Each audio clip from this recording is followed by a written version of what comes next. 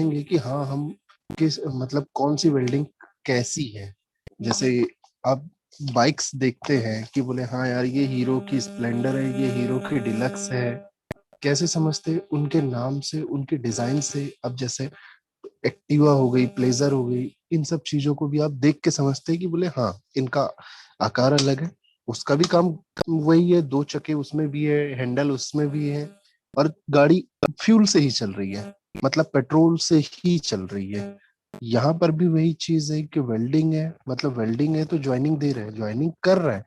But depend ये करता है कि अब आप जैसे RX 100 के साथ में मॉडिफिकेशन करते हैं गाड़ियों का, तो गाड़ियों का मॉडिफिकेशन करके क्या करते हैं, अरे वो वाली गाड़ी का भी डालो ना यार, मतलब किसी भी बाइक का कोई भी सामान इधर उधर डाल के पेंट कर देते हैं। तो इसमें क्या होता है, ये वही चीज है कि वेल्डिंग की मतलब जोड़ी जाने वाली धातुओं के आधार पर भी निर्भर करता है कि हाँ हमने किस टाइप की धातु लिए हैं, अब ज्वाइनिंग दे रहे हैं। तो इसमें देखो समांगी और विषमांगी। समांगी समान अंग वाले, मतलब नाम से समझ में आ रहा है, समांगी से मतलब विषमांगी मतलब विषम अंग वाले। समान अंग सेम सेम अंग मतलब सेम सेम धातुओं की अगर ज्वाइनिंग करेंगे, जैसे माइल्ड स्टील को माइल्ड स्टील से ही जोड़ेंगे, तो मतलब जिन जिन चीजों को समान समान चीजों को अगर जोड़ेंगे आप, तो ये हो जाएगा आपका समांगी वेल्डिंग के लिए। और विषमांगी वेल्डिंग के लिए डिपेंड करेगा, जैसे आप स्टील में एल्यूमिनियम को ज्वाइंट दे रहे हैं, स्टील में कॉपर को ज्वाइंट दे रहे हैं, स्टील में ब्रॉस की ज्वाइंट दे रहे हैं। तो ये जब अलग अलग धातुओं की ज्वाइनिंग देंगे तो ये सारी चीजें आ जाएगा विषमांगी। मतलब समांगी के लिए आ गया होमोजीनियस, और विषमांगी के लिए आ गया हेट्रोजीनियस। तो डिपेंड ये करता है कि आप कब और किस टाइप की धातु जोड़ रहे हैं, नहीं जुड़ रहे हैं। ये तो चीज हो गई कि धातु पर डिपेंड हुआ। दूसरा भाग ये होता है कि अगर, अब देखो वेल्डिंग जब आप कर रहे हैं तो वेल्डिंग का मेन उद्देश्य ये होता है कि आप जिन दो भागों को जोड़ रहे हैं उन्हें नहीं पिघलाना है, उनके बीच में फिलर मटेरियल पिघलता है, और फिलर मटेरियल पर कवरिंग थी फ्लक्स की। तो देखो अब, या दाब वेल्डिंग मतलब वहां पे आपको पिघली अवस्था में चिपकाना है फर्स्ट वाला पोर्शन की, यानी नॉन फ्यूजन या दाब। दाब वाली मतलब सिर्फ प्रेशर वेल्ड किए, और इसमें नॉन फ्यूजन मतलब पिघलाना नहीं है। तो प्रेशर वेल्डिंग कहाँ होगी? जो लोहार की दुकान देखी होगी, लोहार क्या करता है, एकदम लाल तप्त गर्म कर देता है लोहे को, और उसके बाद क्या करता है वो उसे पीटने लगता है, दाब देता है, और दाब देने से चिपका देती है, चिपक जाती है। दाब देता है और फिर लोहा ठंडा होता है और चिपकने लगता है। तो इन सब चीजों के लिए ये हो गया आपका नॉन फ्यूजन या दाब वेल्डिंग, प्रेशर वेल्डिंग। अब आ गया फोर्ज वेल्डिंग। फोर्ज वेल्डिंग मतलब एक ही भाग पर अगर दो प्लेटों को एक ही जगह रखे और वहीं पे पीटते गए तो पीट पीट कर उन्हें चिपका देगा। क्योंकि धातु का गुण होता है कि उनमें भी जो अणु है, अणुओं का गुण क्या होता है कि अणु अगर एक दूसरे के कांटेक्ट में बहुत ज्यादा आते हैं तो वो चिपकने लगते हैं। जैसे आप अगर दोनों हाथों को सरसों का तेल लगा ले और स्लाइड करना चाहे तो वो चिपकने लगते हैं दोनों हाथ हल्के। और वहीं आप अगर नारियल या खोपरे का तेल जब यूज करते हैं तो उसमें क्या होता है, आसानी से फ्लो हो जाता है। मतलब उनकी श्यानता पर भी डिपेंड कर रहा है। तो फोर्ज वेल्डिंग भी ये कि धातु को जोड़ने की सबसे पुरानी विधि है। इसमें बस पीटते जा रहे हैं। फिर आया थर्ड वाला आपका ऑप्शन, प्रतिरोध वेल्डिंग या रेजिस्टेंस वेल्डिंग। रेजिस्टेंस वेल्डिंग होती है, इसमें ये होता है कि ये होती है इलेक्ट्रिक वेल्डिंग। रेजिस्टेंस वेल्डिंग को टोटली हम देखेंगे तो इलेक्ट्रिक वेल्डिंग होती है। इसमें क्या होता है कि आपको दोनों इलेक्ट्रोड, पॉजिटिव और नेगेटिव दोनों इलेक्ट्रोड आपको साथ में लेने पड़ते हैं, और जिस पॉइंट पर हमें वेल्डिंग देनी है, जिस भी जगह में हमें वेल्डिंग देनी है, तो वहां की वेल्डिंग देने के लिए हम क्या करते हैं कि उस शीट पर, मतलब आपको जिन दो शीटों को चिपकाना है या जिन दो भागों को वेल्ड करना है, तो उन दोनों भागों को आप क्या करेंगे, आसानी से दोनों भागों को एक दूसरे के ऊपर ओवरलैप करेंगे, जैसा ये डायग्राम में भी समझ में आ रहा है कि दोनों भागों को ओवरलैप किया। अब ये यहाँ पे फिनिशिंग दे रहा है जिसमें पीट के हैमर से, बट आपको इसी टाइप से जो वीडियो दिखाया था उसमें क्या किया था, उसने दो प्लेटों को ओवरलैप किया, फिर उसको वायर ब्रश से शार्प किया था। क्योंकि आपको सबसे मेन पर्पस क्या होता है कि जब भी आप जिन भी दो भागों की वेल्डिंग कर रहे हैं तो वहां पे आप लोगों को सबसे पहले उस उन दो कोनों की सफाई करना रहता है। क्योंकि देखिए वहां पे क्या होता है, डस्ट होती है, रैशेस होते हैं आड़े तिरछे, फिर कुछ डॉट्स बने हुए होते हैं। तो इन सब चीजों के कारण क्या होता है, वेल्डिंग नहीं हो पाती। देखो आपके पास अगर वेल्ड प्लेटों पे, दोनों प्लेटों पर अगर आप प्योर डस्ट रख दिए और उसके बाद तुरंत वेल्डिंग कर रहे हैं तो क्या होगा कि जो डस्ट है वो जलने लगेगी, और डस्ट जल के क्या बनेगी, कार्बन। कार्बन की वैल्यू अगर ज्यादा बढ़ेगी तो यार कहीं भी किसी भी मेटल को आप अगर पिघली अवस्था में रखें और वहां पे अगर कार्बन की वैल्यू ज्यादा रखें तो क्या होगा, भंगूर हो जाएगी वो, टूट जाता है। कई बार आप देखे होंगे कि वेल्डिंग की जाने वाली जगह टूट जाती है, जबकि वेल्डिंग का रूल ये है कि आप इतनी भी प्रेशराइज करें वो भाग टूटेगा नहीं। वेल्डिंग का ऐसा है कि हम सिलाई, मतलब कपड़ा फट जाए पर सिलाई ना टूटे, लॉजिक यही रखो कि हाँ हमने अब जॉइंट दे दिए, मतलब लोहा टूट जाए कहीं और से पर जिस भाग को वेल्डिंग किए वो भाग ना टूटे कभी। तो ये होता है वेल्डिंग का रूल। अब देखो प्रतिरोध वेल्डिंग में क्या होता है कि इसमें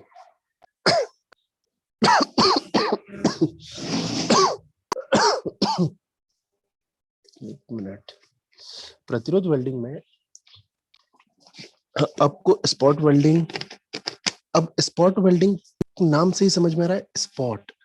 स्पॉट मतलब प्रतिरोध के बारे में बता चुका हूँ कि दो इलेक्ट्रोड्स यूज करेंगे, उनमें इलेक्ट्रिसिटी प्रोवाइड करेंगे, और जिन दो भागों पे इलेक्ट्रिसिटी प्रोवाइड कर रहे हैं तो वहां पे हाई टेम्परेचर और हाई प्रेशर क्रिएट हो जाएगा, जिसके कारण फ्यूजन होगा, जिसके कारण दाब तो लगेगा, पर जिन दो भागों पर दाब दिया गया है वहां की धातु हल्की सी पिघल के एक दूसरे में चिपक जाएगी। आशीष इलेक्ट्रिशियन क्यों आ रहा है यहाँ?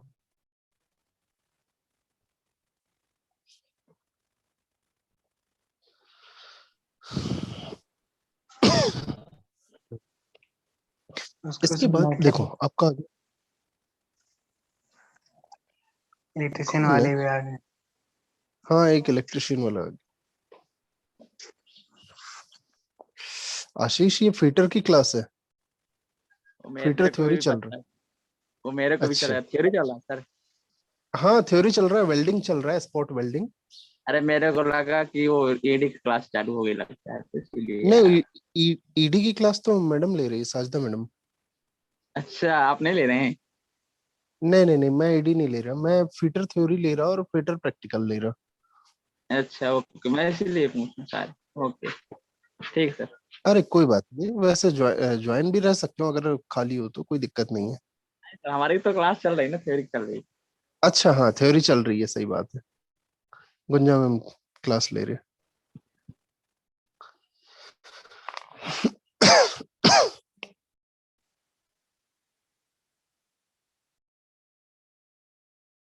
हाँ इलेक्ट्रिक से करेंगे तो उसमें अब उनके पोर्शंस जो चेंजेस होंगे, जैसे अभी अब बताने वाला हूँ, जैसे सीम वेल्डिंग के बारे में आया या स्पॉट वेल्डिंग, तो स्पॉट वेल्डिंग वाला पोर्शन जो है कि स्पॉट वेल्डिंग में होगा, आप जिस, मतलब स्पॉट नाम से ही समझ में आ रहा है, स्पॉट मतलब एक पॉइंट की बात हो रही है, आपको सिर्फ एक पॉइंट पर वेल्डिंग दे, किसी भी मतलब प्लेटों को सिर्फ एक ही पॉइंट पर जोड़ना है।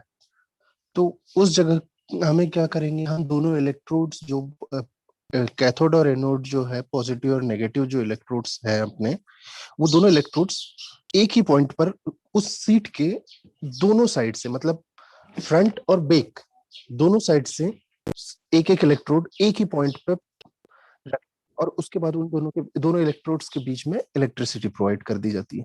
तो 3 से 5 सेकंड के लिए उसके बीच में किया जाता है। मतलब ये टोटल रेजिस्टेंस बेस पे रहती है। तो इस वेल्डिंग में क्या होता है कि स्पॉट कर रहे हैं, मतलब जैसे इस प्लेट के लिए, इस प्लेट को अगर ओवरलैप कर दिए, इन दोनों के ओवरलैप करने के बाद हमें मान लो पॉइंट पे हमें वेल्ड करना है। इस पॉइंट पर वेल्ड करने के लिए हम क्या करेंगे कि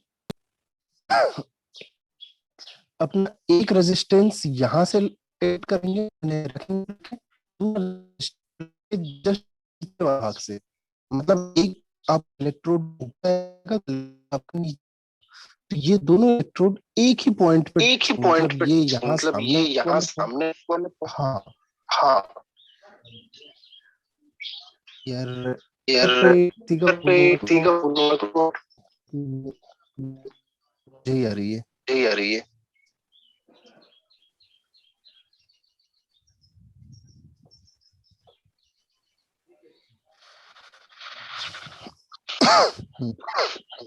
इसके बाद इसके बाद आगे बिल्डिंग, अरे अरे मनीष अपना मनीष अपना तो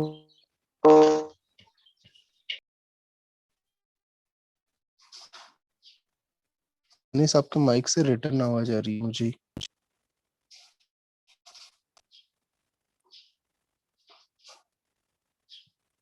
मनीष हाँ बंद हो गया, चलो अच्छा। वो क्या है फिर से जा रही है, पता नहीं।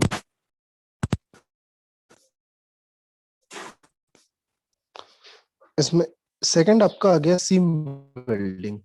सीम वेल्डिंग सीम मतलब ये SIM नहीं है, SEEM वाला है सीम वेल्डिंग। सीम मतलब एक फ्लो में, जैसे आपको ये वाली वेल्डिंग देना है, मतलब ये वेल्डिंग दी है, ये वेल्डिंग पोर्शन जो दिया है, आपको सीम वेल्ड इस टाइप से कि दोनों प्लेटों को एक दूसरे के ओवरलैप करें और एक फ्लो में, मतलब रेगुलर कंटिन्यूस वेल्ड करें दो प्लेटों को। तो वहां पर जो वेल्ड देंगे उसे कहेंगे सीम वेल्ड। जैसे सीम वेल्ड के लिए यहाँ पर अगर कोई डायग्राम्स दिया है, नहीं दिया है, चलो सीम वेल्ड का पोर्शन एक नॉर्मल सा मैं डायग्राम बनाने की कोशिश करता हूँ। सीम वेल्ड के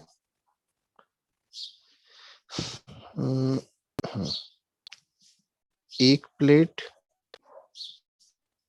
और आपकी दूसरी, अब देखो हमने दो प्लेट्स रखे, सीम वेल्ड करना है तो सीम वेल्ड के लिए दो रोलर्स यूज किए जाते हैं।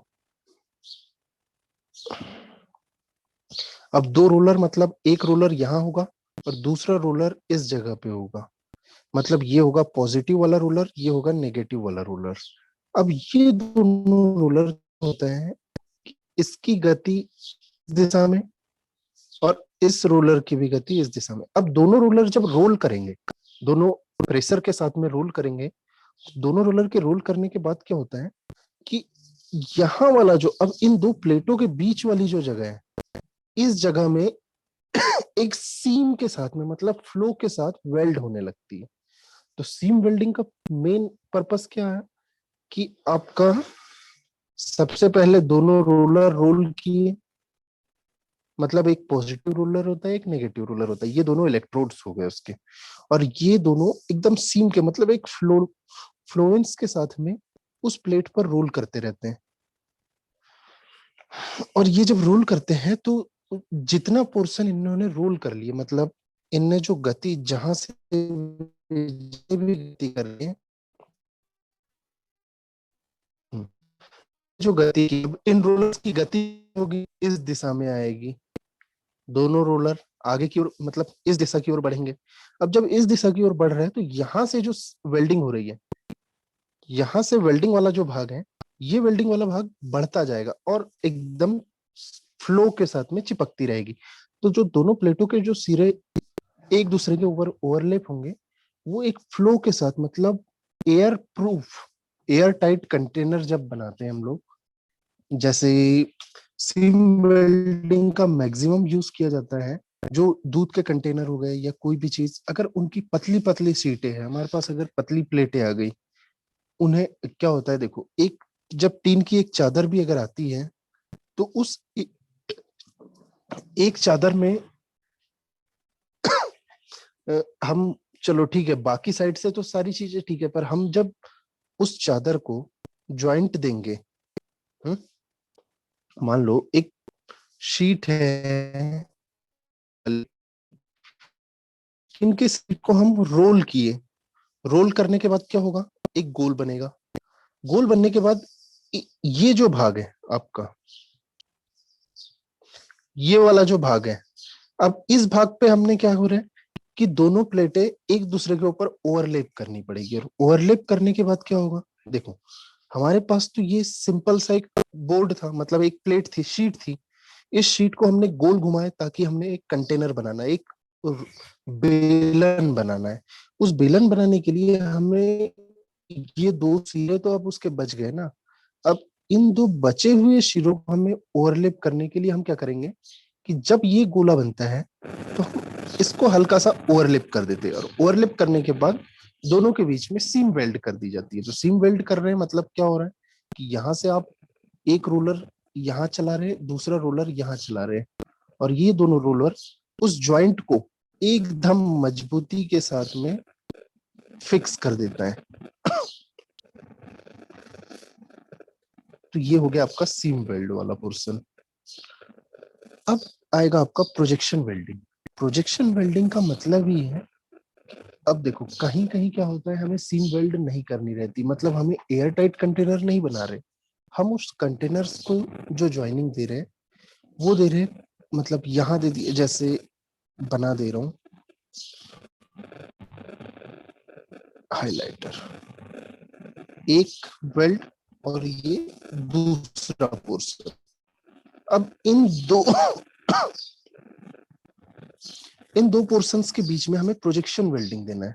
तो प्रोजेक्शन वेल्डिंग का मतलब ही होता है कि इस टाइप से आपके प्रोजेक्शंस बने होंगे, पेन से बना दे रहा हूं,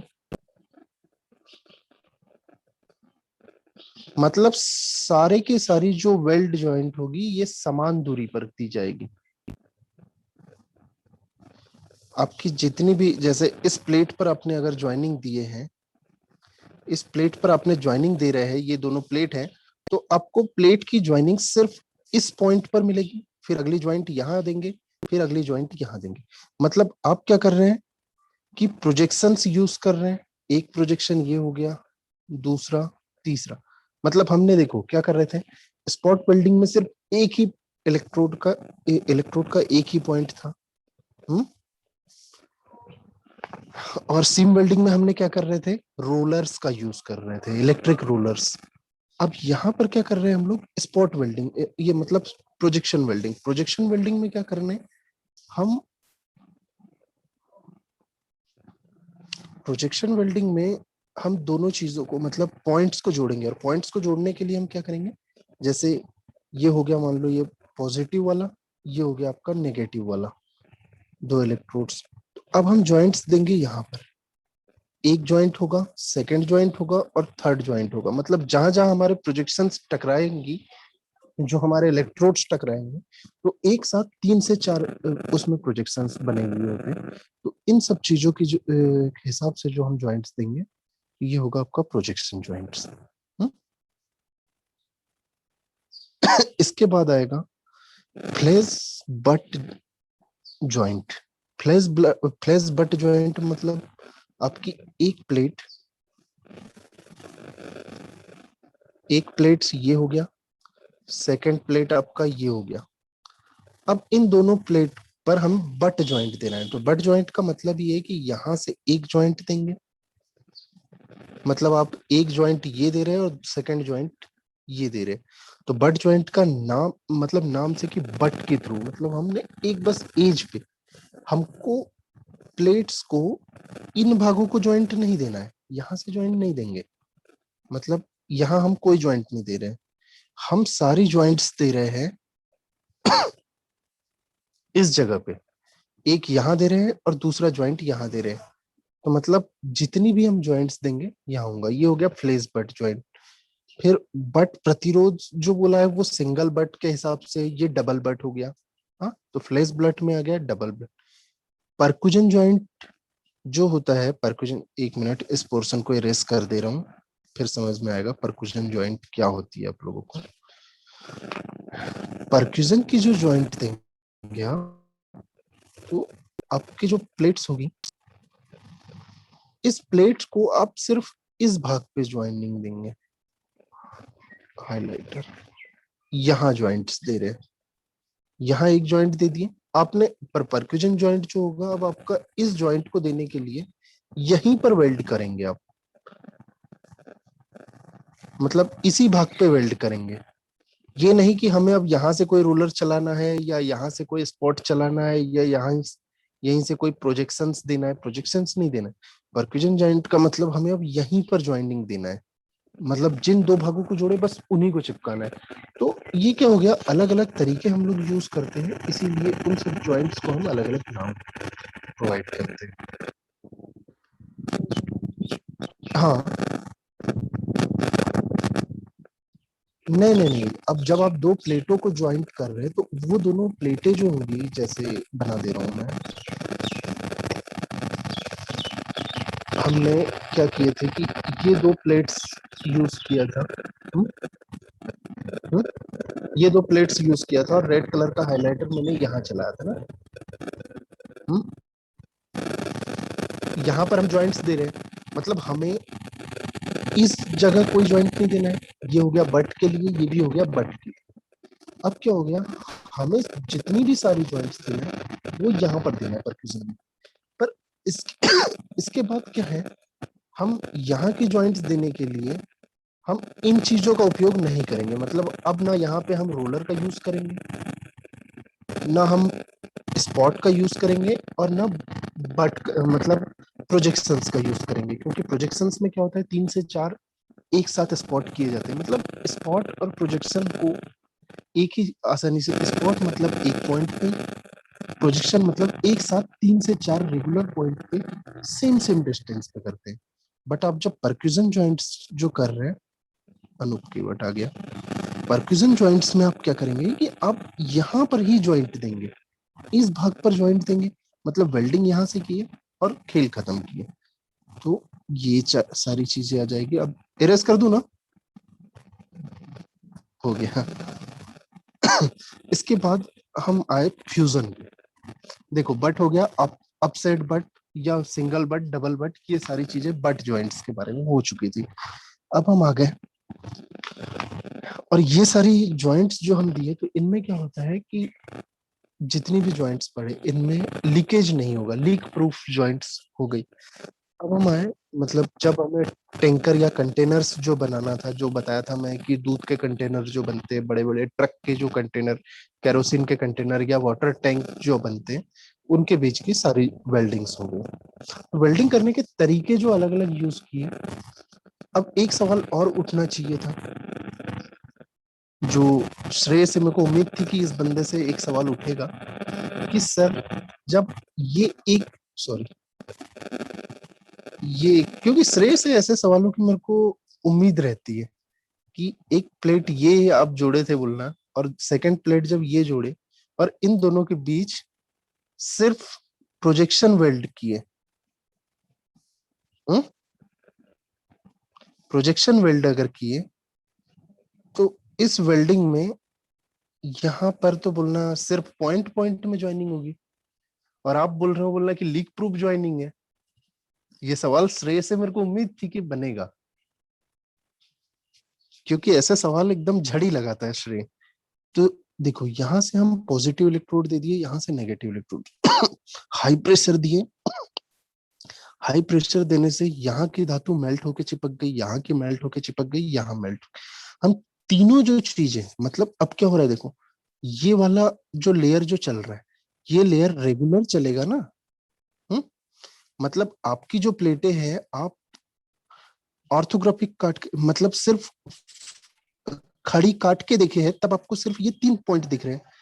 पर अनूप ये क्या कर रहे हो?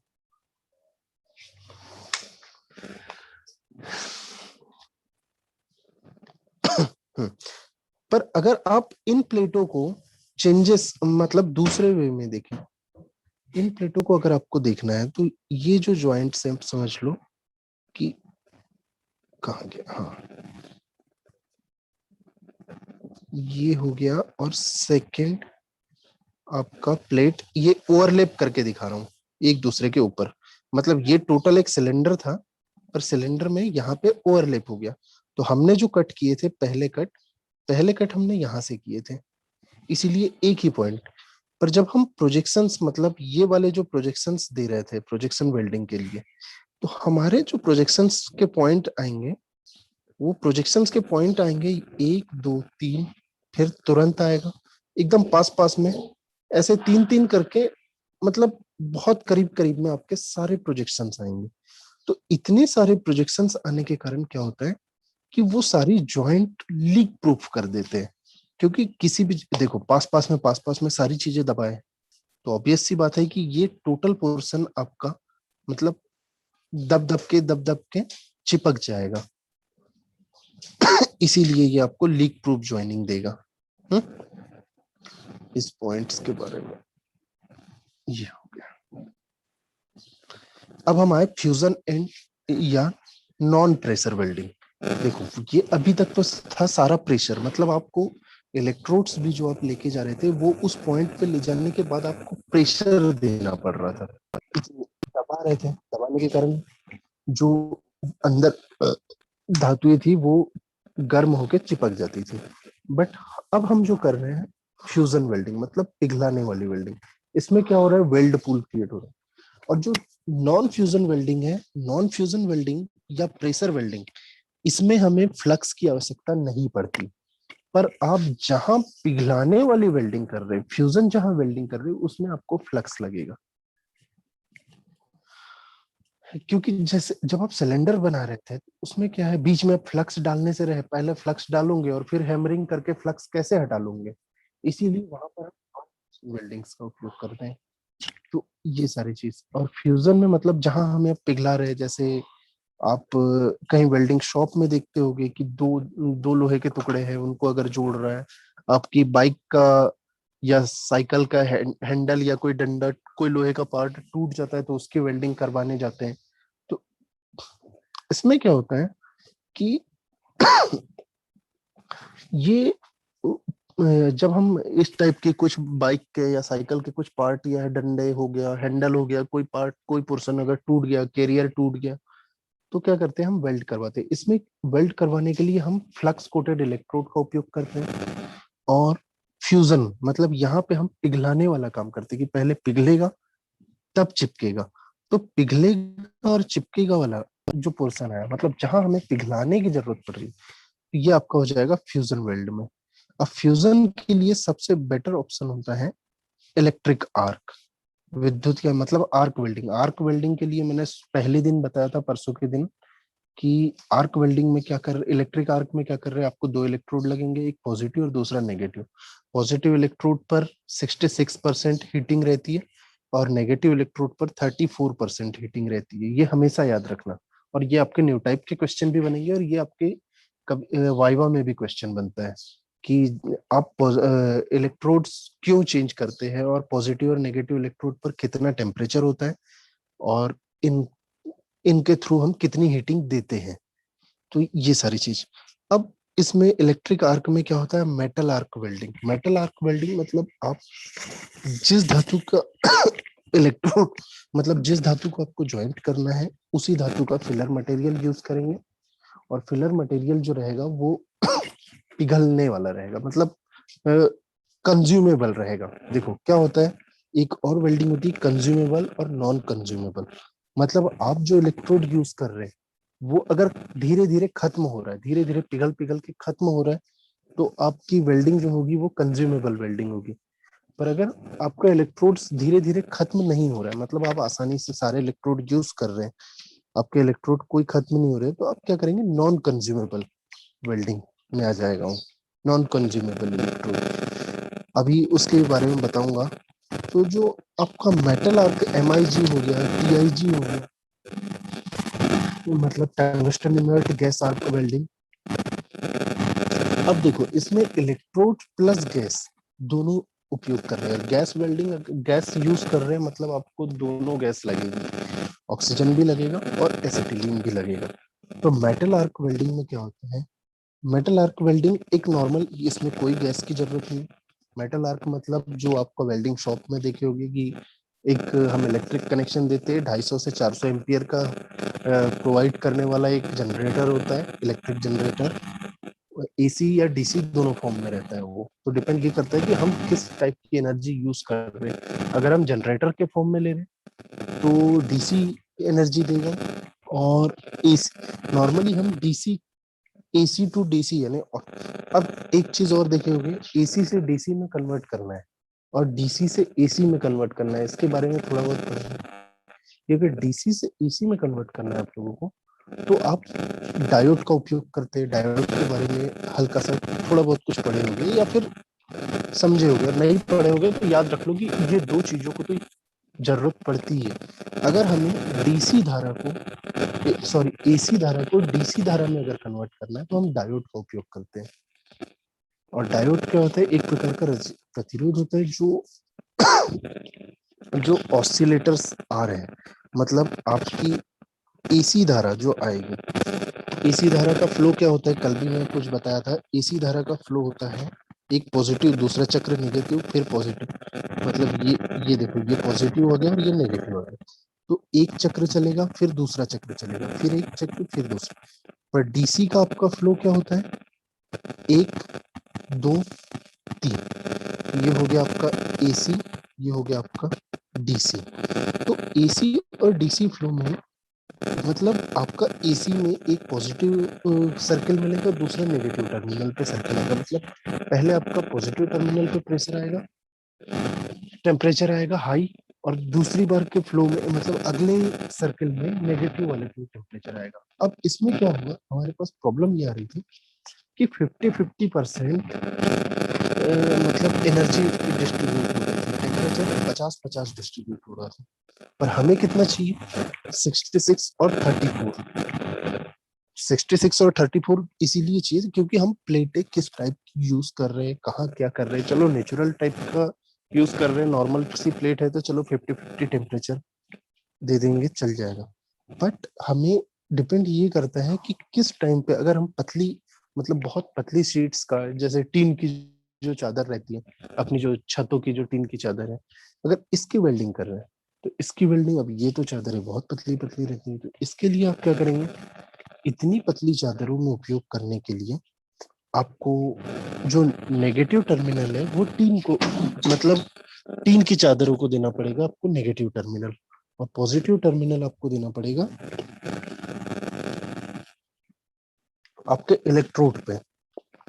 मतलब जो धातु आपकी कंज्यूम हो रही है, जो चीजें वेल्ड करने के लिए, मतलब वेल्डिंग जो आपका इलेक्ट्रोड आएगा और फिलर मटेरियल जो आएगा, तो उसे आप पॉजिटिव टर्मिनल दे देंगे। क्योंकि आपकी जो टीन है, टीन की शीट, जो घर के ऊपर जो चादरें लगती है पतली पतली, या संदूक जो बनते हैं, इनकी अगर वेल्डिंग कर रहे हैं, वैसे संदूक वाले जो टीन होता है ये बहुत पतला होता है, और जो छतों वाला होता है ये थोड़ा कंफर्टेबल होता है। तो इन सब चीजों के बचने के लिए क्या करते हैं कि हम इलेक्ट्रोड्स का उपयोग कर लिए। अब यहाँ पर जो हमें मतलब मैं डायोड और ऑसिलेटर पे आया, उसका मेन मकसद यही था कि जब आप डायोड के बारे में पढ़ रहे हैं, ये मत सोचना कि सर कहाँ इलेक्ट्रिशियन में डाल दिए, पर इलेक्ट्रिशियन में नहीं, थोड़ा बहुत तो जानकारी आपको रहना चाहिए। देखो क्या है,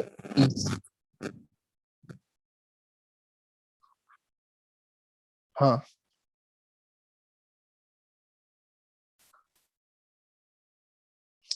मैं बताया था ना कि देखो, आपको जो नेगेटिव दे रहे हैं डिपेंड ये करता है, ये पतला मोटा प्लस धातुओं पर भी डिपेंड करता है कि अगर मैं मोटाई के साथ में डिपेंड कर दूं, तो अगर आप एल्यूमिनियम की शीट ले लिए, ये डिपेंड करता है उनके गलनांक पर। जो हम पॉजिटिव और नेगेटिव टर्मिनल्स जो देते हैं, ये एक तो उनकी मोटाई पर डिपेंड करता है, और दूसरा उनके गलनांक पर भी डिपेंड करता है। कि देखो, अब टीन का गलनांक एल्यूमिनियम की अपेक्षा या कॉपर की अपेक्षा ज्यादा होता है। आप अगर कॉपर यूज कर रहे हैं तो कॉपर का कितना होगा, 910। बट जो आप टीन यूज कर रहे हैं गैल्वेनाइज्ड टीन होता है, तो गैल्वेनाइज्ड टीन होने के कारण इनका जो गलनांक हो जाता है ये 1000 के ऊपर हो जाता है, और कॉपर के लिए 910 हो जाता है। तो डिपेंड ये करता है ना कि आप किस टाइप की किस गलनांक वाली धातु को उपयोग कर रहे हैं वेल्ड करने के लिए। देखिए आप जब आर्क जनरेट करते हैं तो आर्क का टोटल टेम्परेचर क्या रहता है 3000 3200 3400 के आसपास। हम्म? तो 3400 डिग्री सेल्सियस आपका टेम्परेचर है, बट उतना अगर टोटल टेम्परेचर आप एक ही चीज पर देते तो वो तो ऐसे ही खत्म हो जाएगी। अब आपने देख लिया कि आपको कॉपर वेल्ड करना है, मतलब मान लो कि टीन की वेल्ड करना है नॉर्मली, टीन की वेल्ड करना है तो टीन का टेम्परेचर आप देख सकते हैं कि सहने की क्षमता इसकी जो है वो 1000 के आसपास है, मतलब बोले एक तिहाई भाग 3000 के आसपास, तो एक तिहाई। तो आप उसको टेम्परेचर कितना देंगे 3400 वाला देंगे, मतलब 34% वाला देंगे।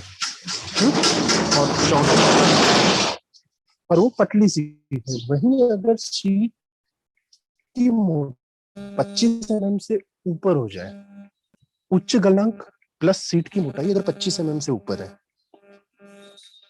तो ये दोनों चीजों पे डिपेंड करता है। अब यहाँ पर अगर एल्यूमिनियम का गलनांक होता है 610, अब इस 610 में अगर आप मान लो कि 610 वाला 25 mm से ऊपर है, पर उसका गलनांक तो बहुत कम है ना। अब यहाँ पर भी अगर आप हाई टेम्परेचर दे देंगे सीधा, मतलब इसको अगर पॉजिटिव बना दिए, नहीं बोले कि सर ने तो बोले थे कि मोटा अगर है भारी भरकम है तो हम उसको पॉजिटिव देंगे, बट डिपेंड ये भी करता है ना कि आपको उसका गलनांक पर भी देखना पड़ेगा कि हाँ ये कहीं खत्म तो नहीं हो जाता। तो दोनों चीजों पर डिपेंड करता है ये चीज है। अब मैं ये बता रहा था कि एसी और डीसी जनरेटर्स का यूज क्यों किया जाता है, तो मतलब आपके घरों में इलेक्ट्रिक धारा एसी करंट आता है, तो एसी करंट को आप क्या करते हैं वेल्डिंग करने के लिए हमें डीसी करंट में कन्वर्ट करना पड़ता है। क्यों? क्योंकि देखो एक बार पॉजिटिव पे जाएगा दूसरे पे नेगेटिव पे जाएगा, डायरेक्ट अगर एसी के थ्रू ही करें तो इसमें क्या होगा कि दोनों तरफ 50-50% टेम्परेचर बढ़ जाएगा। वहीं हम डीसी में जैसे यहाँ पर देख रहे हैं, हाँ जो हम डीसी बनाए डी वाले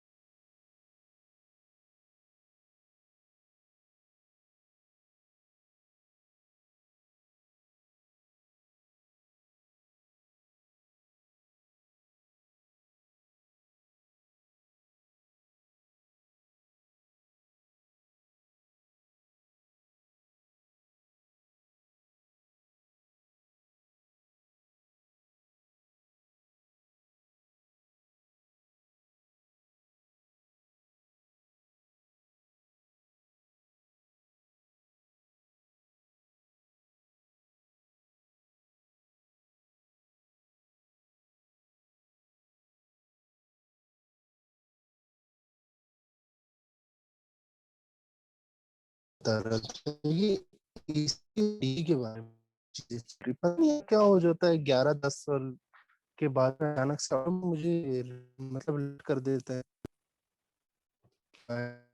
उसमें।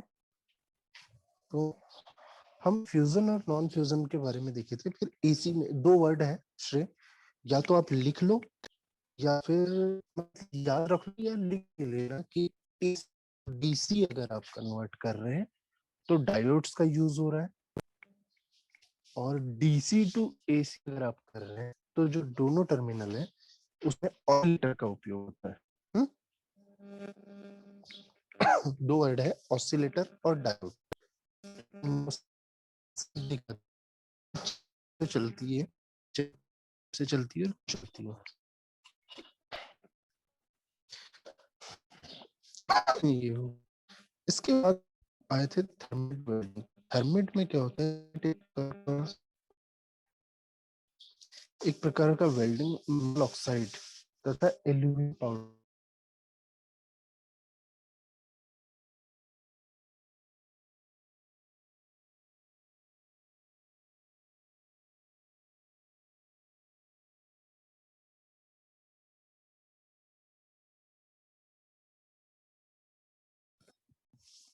हेलो। हाँ हाँ, अब वो वीडियो पता नहीं क्या हो रहा है, वो फिर से लेफ्ट कर रहा है बार बार। तो इसमें ये चीज समझ लो कि थर्मिट वेल्डिंग क्या होता है। थर्मिट एक प्रकार का मेटल ऑक्साइड और एल्यूमिनियम ऑक्साइड का मिक्सचर होता है, मतलब ये पाउडर फॉर्म में। तो क्या होता है, थर्मिट वेल्डिंग के लिए हम लोग जब भी मतलब जिस भाग पर वेल्ड करना है तो उस भाग को हाई टेम्परेचर पे गर्म करते हैं, और इस मेटल ऑक्साइड के पाउडर को, मेटल ऑक्साइड और एल्यूमिनियम ऑक्साइड, इस पाउडर को उस पर छिड़काव किया जाता है, मतलब बार बार छिड़काया जाता है। तो वहां पर ये जो पाउडर फॉर्म में जितना अपना ऑक्साइड्स हैं, ये पाउडर फॉर्म का ऑक्साइड डायरेक्ट जाके मिलने लगता है और वहां पे मेल्ट हो जाता है। मेल्ट होने के बाद में धीरे धीरे उसमें फ्यूजन होता है और चिपक जाता है। तो ये इसको हम फ्यूजन वेल्डिंग में इसीलिए डालें क्योंकि क्या हो रहा है, हम थर्मिट के रूप में उपयोग कर रहे हैं, मतलब metal oxide plus aluminium oxide. मतलब मेटल ऑक्साइड उसे नाम क्यों दिए, हम एल्यूमिनियम ऑक्साइड तो अलग से ले ही रहे हैं। एल्यूमिनियम ऑक्साइड, एल्यूमिनियम का गलनांक कम है, पर एल्यूमिनियम जल्दी से पिघल जाता है, और वो फिर मेटल के जो ऑक्साइड्स यूज कर रहे हैं हम, जैसे मतलब अगर हम कास्ट आयरन यानी सॉरी स्टील यूज कर रहे हैं तो स्टील के ऑक्साइड्स यूज करेंगे। अगर आप कॉपर की वेल्डिंग कर रहे हैं तो कॉपर के ऑक्साइड यूज करेंगे। अगर आप जिंक की वेल्डिंग कर रहे हैं तो जिंक के ऑक्साइड्स यूज करेंगे। पर जिंक के ऑक्साइड्स और इनके साथ में आपको क्या करना पड़ेगा कि बाकी चीजें लेना पड़ेगा। बाकी चीजें क्या ले रहे हैं कि एल्यूमिनियम का ऑक्साइड ले रहे हैं। एल्यूमिनियम का ऑक्साइड जल्दी पिघल के आपको, और ये सारा होता है पाउडर फॉर्म में। मतलब जब भी वेल्ड करने के लिए हम पाउडर फॉर्म मटेरियल का उपयोग कर रहे हैं तो उस वेल्डिंग प्रोसेस को आप थर्मिट वेल्डिंग बोलेंगे। हम्म? तो आपका थर्मिट हो गया। इसके बाद इसमें एक और पोर्शन आएगा, अब यार ऐड ही नहीं हो रहा है, पता नहीं क्या प्रॉब्लम आई है तो क्लियर नहीं हो रहा है। हाँ हाँ हाँ हाँ, तो मैं वही बोला कि आप जब एसी को, मतलब एसी करंट को डीसी करंट में कन्वर्ट कर रहे हैं तो आपको डायोड यूज करना पड़ेगा। हम्म? लिख लो। हाँ, एसी करंट को डीसी करंट में आप कन्वर्ट कर रहे हैं तो आपको डायोड यूज करना पड़ेगा। हाँ, और डीसी करंट को एसी करंट में अगर कन्वर्ट करना है, डीसी टू एसी अगर जाना है तो आपको ऑसिलेटर,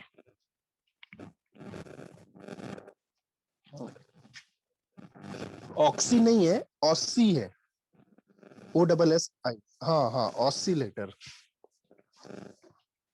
हाँ, आपको ऑसिलेटर्स यूज करना पड़ेगा। अब ऑसिलेटर्स क्या करता है कि देखो, हर बार तो लैप में ही चलेगी एनर्जी जो है, वो जो मैं कर्व बताया था उसी कर्व में चलेगी। मतलब एक कर्व पॉजिटिव जाता है, दूसरा नेगेटिव जाता है, बट डीसी कर दो तो उसमें क्या होता है, दोनों कर्व पॉजिटिव ही चलते रहते हैं। मतलब दोनों फ्लो जो होता है, इलेक्ट्रॉन का फ्लो, वो पॉजिटिवली, मतलब टेम्परेचर का जो फ्लो चलता है, इलेक्ट्रिसिटी का जो फ्लो है वो पॉजिटिवली ही चलता है। तो इस कर्व में हमें क्या करते हैं, जो second curve, first DC energy कहाँ से मिल रही है हमको, जनरेटर्स से मिलती है। मतलब जो हम ये घरों में जो जनरेटर्स चलाते हैं, अब इस एनर्जी को हम डायरेक्ट जनरेटर्स के थ्रू अगर हम बिल्डिंग करना चाहे तो उस प्रॉब्लम होती है कि हमको सारा का सारा टेम्परेचर पॉजिटिव टर्मिनल पर ही मिलेगा, नेगेटिव टर्मिनल पर कोई टेम्परेचर नहीं आएगा। बट हमें वेल्डिंग के लिए क्या चाहिए, 66% टेम्परेचर पॉजिटिव टर्मिनल पे चाहिए और 34%, हाँ, नेगेटिव पर चाहिए। तभी हम वेल्डिंग इजीली कर पाते हैं। तो इन सब चीजों के कारण ही, क्योंकि देखो पॉजिटिव पर ही अगर 100% चला गया तो मतलब total 3400 degree Celsius temperature positive पर चला गया, पॉजिटिव टर्मिनल पे। तो इसमें क्या होगा, जो हमारा इलेक्ट्रोड और फ्लक्स कोटेड है ये ऑटोमेटिक पहले ही पिघल जाएगा। मतलब हम जहां ज्वाइंट देना चाह रहे हैं वहां इजीली ना ज्वाइंट दे पाएगा ना कुछ, पहले ही पिघलने लगेगा, हाई टेम्परेचर उसी को मिल गया। तो इन सब चीजों से बचने के लिए उसमें हम, मतलब वो जो जनरेटर्स जो होते हैं, इलेक्ट्रिक जनरेटर जो मतलब 400 एम्पियर 250 से 400 एम्पियर तक के नॉर्मली जो यूज किए जाते हैं। अब 250 एम्पियर वाले आपको पता है कि कितनी थिकनेस तक, 25 mm थिकनेस तक। हाँ? और 25 mm से ऊपर अगर आपको वेल्डिंग करना है या कोई और काम करना है तो आपको 400 एम्पियर की मशीन यूज करना पड़ता है। यार आज पता नहीं, अभी नेटवर्क इशू आ रहा है, क्या हो रहा है तो। चलो 11:20 भी हो रहा है शायद। फिर 11:30 से तुम लोगों का सेकंड क्लास भी है ईडी का। ठीक है, 10 मिनट वेस्ट करो, उसके बाद आज की क्लास अब एंड करते हैं। ओके,